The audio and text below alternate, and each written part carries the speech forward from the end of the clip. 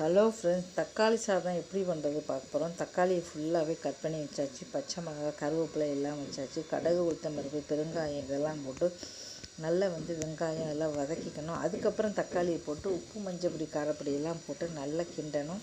நல்லா ஆனதுக்கப்புறம் தான் சாதத்தை ஒரு பக்கம் நல்லா வடித்து ஆற வச்சுக்கிடணும்.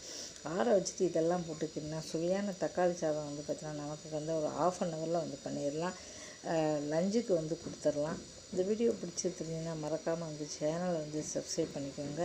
கிண்டும் போது பார்த்திங்கன்னா வெள்ளை வெள்ளையாக இருக்கும். நல்லா எல்லா பக்கம் வர மாதிரி நல்லா அதுமாதிரி சாதம் உது உதிராக முதல்ல வடித்து வச்சுட்டேன்னா வடித்து நல்லா ஆற வச்சுட்டோம்னா உதிராக இருக்கும். தண்ணி பசை இல்லாமல் பார்க்கறதுக்கு ரொம்ப சூப்பராக இருக்கும். இந்த வீடியோ பிடிச்சா மறக்காமல் சேனலை சப்ஸ்கிரைப் பண்ணிக்கோங்க.